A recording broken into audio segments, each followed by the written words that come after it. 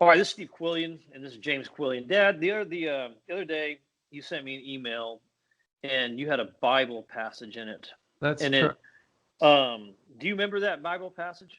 I haven't memorized it, but I remember where it was. It was in the book of Kings, and Yeah. it was I think it was chapter 2, and what it was right after King David had died and Solomon took over. Solomon took over, and then what did he do?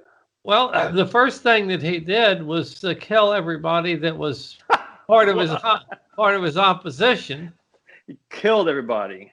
Well, some of them, I think maybe some of them you know, he, uh, he rendered them useless, and pretty well did away with all of the competition that he would have as king and people who were supporting him. And the reason that I sent you that is I get a lot of natural law out of these old scriptures. Yeah. And this is a perfect example because these stories, they have their religious meaning to people, but they also had their meaning in terms of modeling natural law. And so if you look at what Solomon did, isn't that exactly what the Democrats are trying to do with the Trump administration and everybody that supports them before they take over?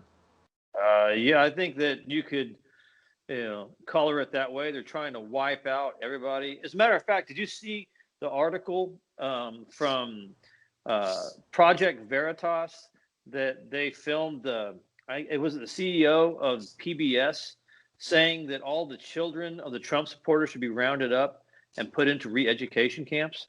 Yeah, I saw that. Yeah. So I saw that. I may have, I read so many articles during the day. I don't remember reading it specifically, but I may very well have skimmed through it. But I just looked at that just a little bit ago, and I might have the particular details about that, but right. That's an example of the attitude of the Democrats, wanting to mow down anybody that would have a dissenting voice. That's true. That's exactly right. I need people to understand, though, that I'm not a Trump supporter. Yeah. I'm not a Trump supporter at all. I'm certainly not a Biden supporter. I don't support presidents. I don't see that as the role of the citizen. I see the citizen's role is to manage presidents and rein them in, because a president, like any politician, holds that office out of self-interest. So if you could take a president out behind the woodshed and give him a beating, would you?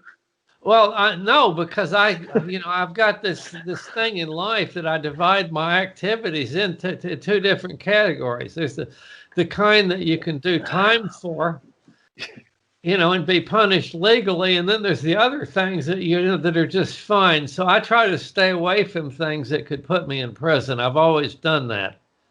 Yeah. Well, I think that that they'd find a way to, no matter which one. You could take either Biden or Trump out behind the woodshed, and it would probably be valid, right? But you'd still get in trouble for doing that.